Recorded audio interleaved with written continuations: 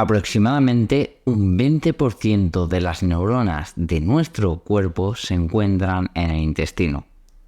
Estoy seguro que en más de una ocasión habrás escuchado la típica expresión de que somos lo que comemos y que por la boca entra tanto la salud como la enfermedad. La estrecha relación entre la salud de nuestra microbiota, de ese micromundo que se encuentra entre nuestros intestinos, y la buena salud física y mental no es ningún secreto, y en los últimos años ha cogido muchísimo impulso y muchísima fuerza la literatura científica que nos demuestra, que nos dice una vez más que obviamente, científicamente y probadamente somos lo que comemos. En el episodio de hoy del podcast Emotivamente vamos a hablar precisamente sobre qué es ese famoso eje intestino-cerebro, por qué es tan importante, cómo puedo mejorar esa salud intestinal que a la vez va a mejorar mi salud mental y mi salud cerebral y el funcionamiento del cerebro, y por qué ha sido tan importante y tan ignorado y la industria alimentaria nos está empujando hacia lo contrario. Si este tema te interesa, te invito a que te quedes quieto, te quedes parado, escuches este podcast, que le prestes atención, porque si bien algunos son más amenos, más livianos, en este podcast voy a poner mucho conocimiento, estudios científicos, pruebas y te voy a dar tips para realmente poder mejorar esa salud digestiva para a su vez mejorar tu salud física y tu salud mental. Lo primero que tienes que entender es que somos lo que comemos, y esta frase no es algo banal o es algo que quede bien decir, es una realidad. Piensa que de los alimentos que ingerimos, nuestro cuerpo obtiene todos aquellos nutrientes que son necesarios para su buen o para su mal funcionamiento. El cerebro, como un órgano más, es responsable de muchísimas reacciones químicas que se producen gracias a los alimentos que ingerimos y a los nutrientes, vitaminas y minerales que ingerimos. La nutrición no es algo a tomar en broma. La nutrición es algo que debemos empezar a tomar muy en serio. Y debemos empezar a cuidar nuestra microbiota y nuestro sistema digestivo, porque es el principal implicado en todas las reacciones y toda la absorción de nutrientes de nuestro cuerpo, con las consecuencias tanto positivas como negativas que eso puede tener luego a corto, medio y largo plazo. Eres una vez el famoso eje intestino-cerebro, y te quiero dar un dato. Históricamente, la primera relación documentada sobre una posible relación entre el intestino y el cerebro se remonta en el siglo IX. Estamos hablando de hace más de 1100 años. Ya empezó a haber una primera documentación acerca de la gran importancia entre ese eje intestino-cerebro, entre la estrecha relación que existe entre nuestro sistema digestivo y el cerebro. A lo largo de diferentes observaciones que hizo un comerciante de peletería de pieles, se dio cuenta de que el estado emocional en el que se encontraba la persona afectaba su digestión, y que además esa digestión luego posteriormente potenciaba o atenuaba el estado emocional de las personas. Se dio cuenta de que cuando una persona estaba irritable, por lo normal, de forma bastante habitual, se producía una indigestión, no se producía una digestión liviana y tranquila. A su vez, esa mala digestión afectaba, haciendo que esa persona todavía estuviera más irritable, más cansada, más fatigada y más agobiada. Todo lo contrario, las personas que normalmente tenían un estado emocional más estable, más tranquilo, más positivo, más alegre, más vital, tenían mejores digestiones, rara vez tenían problemas digestivos, y a su vez cada vez se sentían mejor, absorbían mejor los alimentos y se encontraban muchísimo mejor. Hay una pregunta que me gusta hacer y que me gustaría que te plantearas a ver si lo sabías, y es que las células del intestino son responsables de más del 90% de la producción de la serotonina. Si has escuchado algún otro episodio del podcast, o el tema de la psicología y de la mente es un tema que te resulte interesante, estoy seguro que la famosa hormona serotonina no es algo que te llegue de nuevas. La serotonina es lo que se conoce en la cultura popular como la hormona de la felicidad, la hormona responsable de ese estado de bienestar, de calma, de alegría, de paz mental, que nos genera esa sensación de que estamos a gusto, de que estamos bien, de que tenemos una vida feliz. Pues solo para que tengas en cuenta la gran importancia del sistema intestinal, Más del 90% de la producción de esta hormona se debe a un buen funcionamiento y un correcto funcionamiento del intestino. La serotonina piensa que es un neurotransmisor, es decir, una hormona que se encarga de garantizar que la comunicación entre neuronas sea adecuada, que pueda afectar tanto a las sensaciones de felicidad como al placer, como al gozo y como al apetito. De hecho, es muy frecuente y se ha visto en diferentes estudios que personas con depresión tienen niveles muy bajitos de serotonina. ¿Y qué pasa cuando una persona normalmente tiene depresión? Pues que no tiene apetito, que no tiene ganas de comer, que no tiene ganas de reír, que no tiene ganas de disfrutar. Es como que se va perdiendo toda esa alegría de vivir. Hay ciertas neuronas, llamadas neuronas serotoninérgicas, que producen el 10% restante de la serotonina del cerebro, es decir, no toda la serotonina se produce gracias al sistema intestinal, a los intestinos, sino que hay un 10% que se genera en el cerebro. Pero si tenemos que hacer balance entre 90 y 10, yo creo que es importante, y como mínimo por este dato, empezar a tener en cuenta y a escuchar un poquito más a ese sistema digestivo que parece que, que le damos poca relevancia, que hacemos poco caso, que simplemente es para comer, para disfrutar y para llenarnos la panza y caer en ese placer hedónico de que únicamente lo importante es disfrutar de la comida y ya está. Una gran pregunta que nos debemos hacer llegados a este punto es, oye, ¿la microbiota realmente desempeña un papel importante en la comunicación entre el intestino y el cerebro? La respuesta es sí. Y si tuviéramos que estuviéramos en una película o en un cuento, la microbiota sería el tercer protagonista que hace que todo fluya correctamente. Piensa que por facilidad se habla del eje intestino-cerebro, pero realmente, si fuéramos puristas, tendríamos que hablar del eje microbiota-intestino-cerebro. La microbiota es ese conjunto de bacterias que se encuentran en nuestros intestinos y que son las encargadas de degradar los alimentos y de procesarlos, de decirle al intestino, toma esto, absórbelo, esto no lo absorbas. Es como ese micromundo que se encuentra en nuestros intestinos encargados de procesar todos estos alimentos.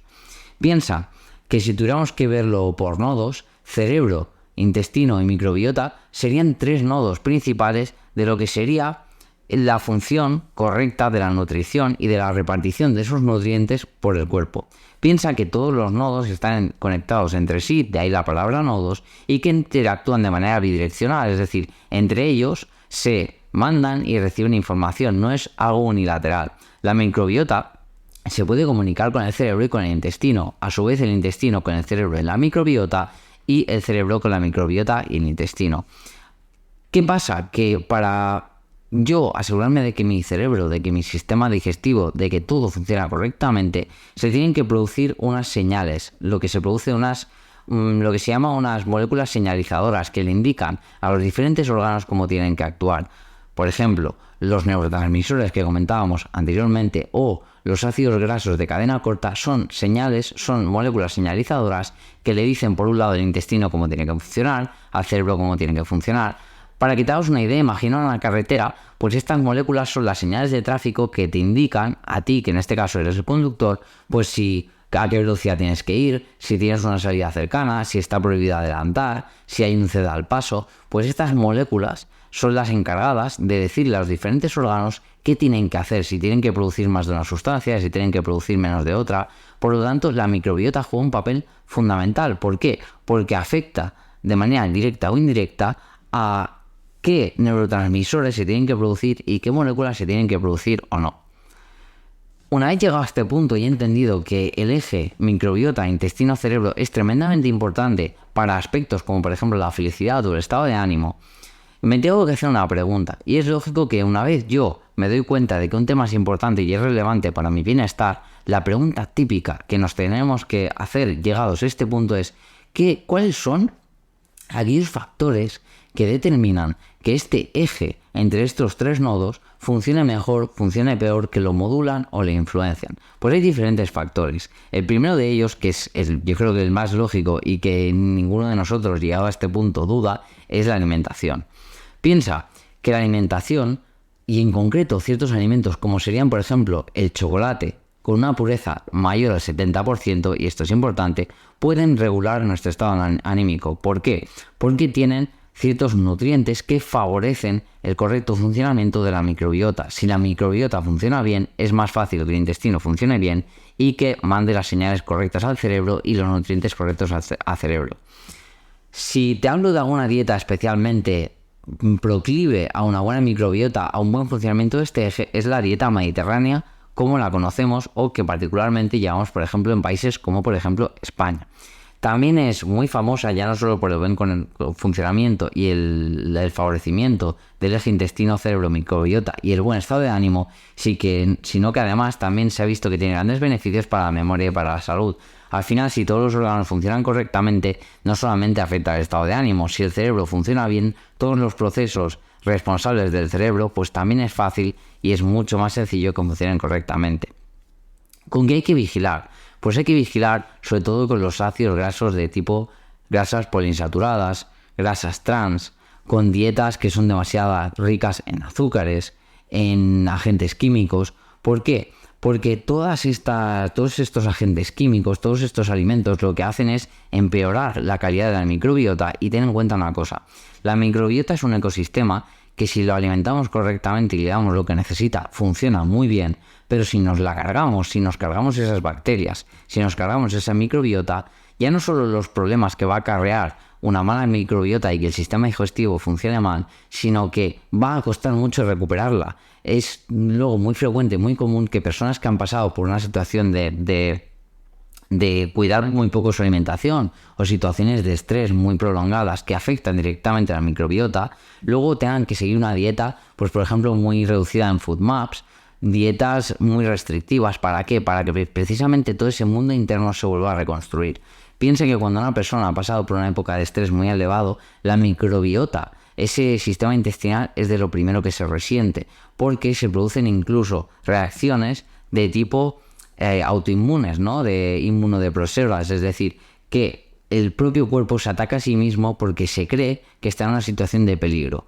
Por eso es súper importante que en la medida de lo posible lleves una alimentación rica en nutrientes, en vitaminas, en minerales y a poder ser lo mínimo en ultraprocesados. Es decir, una manera muy fácil de mejorar tu alimentación ya es plantearte si lo que vas a consumir lo encontrarías en un mercado popular, típico mercado popular que hacen en todos los pueblos, que traen frutas, verduras, alimentos secos, ¿no? Como pues el típico bacalao en sal, cosas así, olivas, aceitunas. Las cosas que encuentras en un mercado por lo general son cosas poco procesadas y que te puedes asegurar que si lo encuentras en un mercado es fácil y es bueno que sea para tu microbiota.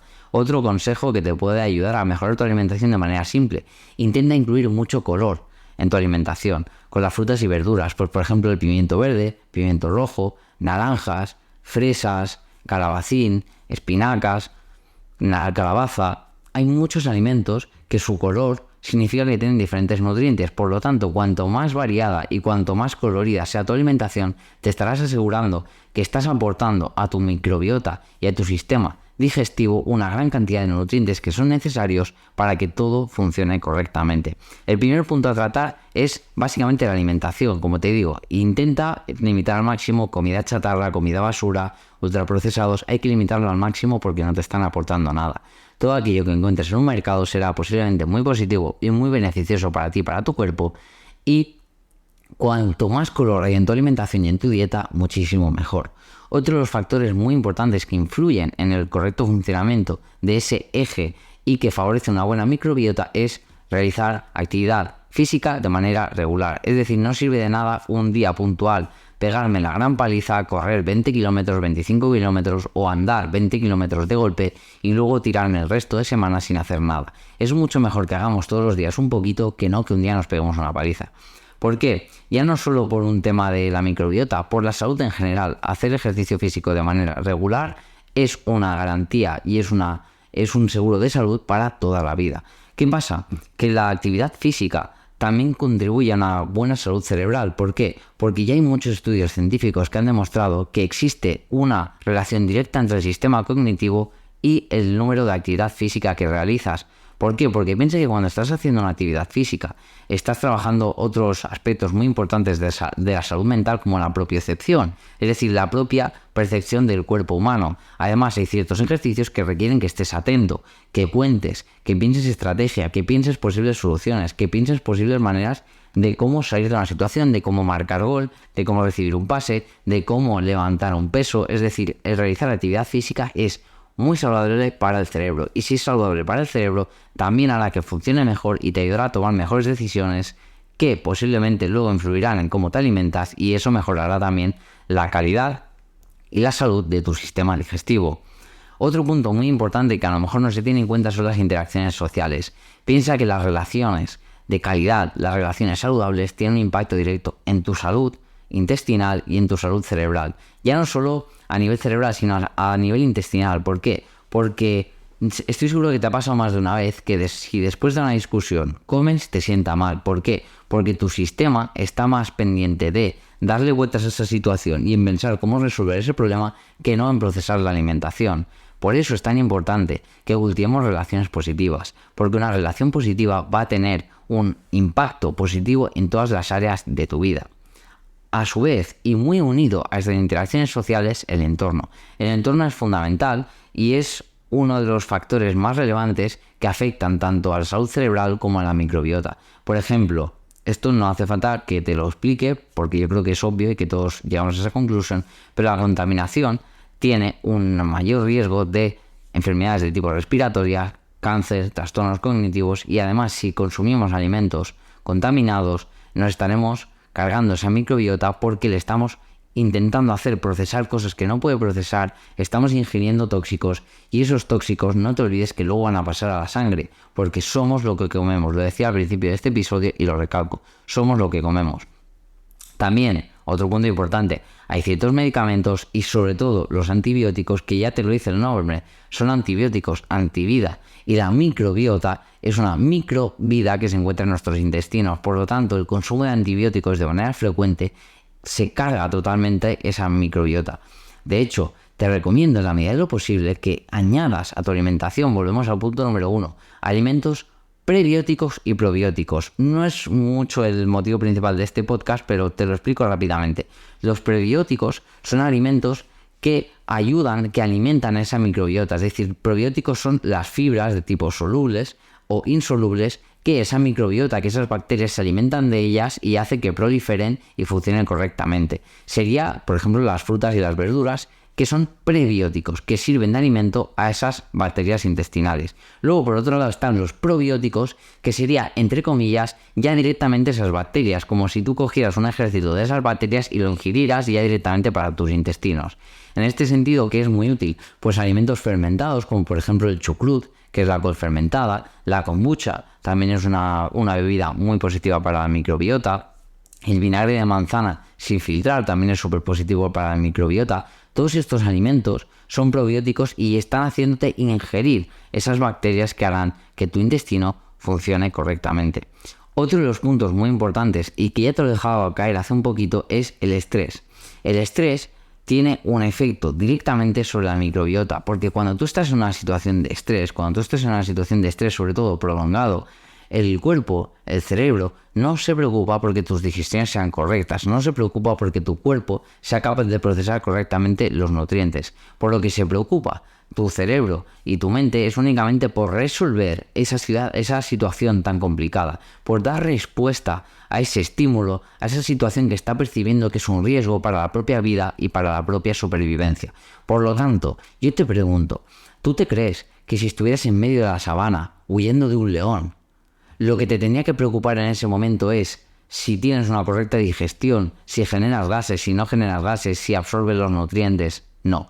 Si tú estás en la sabana huyendo de un león, de lo único que se va a preocupar tu cuerpo es de enviarle azúcar a tus músculos, a tus piernas, a tus brazos, para que corras lo más rápido posible. Y lo que va a hacer es parar todo proceso que puede interferir en esa huida, porque en ese momento es o digerir los alimentos, o tener relaciones sexuales, o correr y salvar la vida. Obviamente, tu cerebro siempre va a decidir salvar la vida. Por lo tanto, ¿por qué el estrés es tan importante? Porque el estrés lo que te está generando es la misma reacción que te estaría generando el huir de ese león.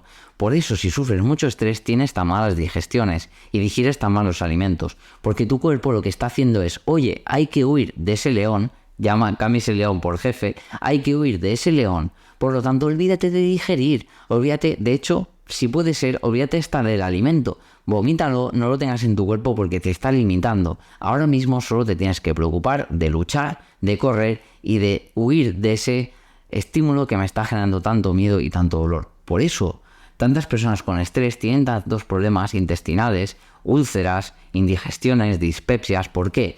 Porque solo tienes que huir, no tienes que digerir, no tienes que nutrirte, tienes que huir. Por eso es súper importante empezar a controlar el estrés. En otros episodios del podcast ya te he dado muchas herramientas y te he comentado diferentes maneras de gestionar ese estrés. Pero bueno, por si no has escuchado, la meditación, el propio ejercicio que lo comentábamos hace un momento, el practicar un diario de agradecimiento, el escribir, el leer, en hacer actividades que te ayuden a desconectar, el estar en la naturaleza, todas estas cosas te pueden ayudar a gestionar el estrés y ayudar a que ese eje microbiota intestino-cerebro funcione correctamente, porque nunca debes subestimar que somos lo que comemos, que todas aquellas cosas que ingerimos y que vivimos están afectando a ese eje y que puede tener un impacto directo y muy fuerte sobre tu salud.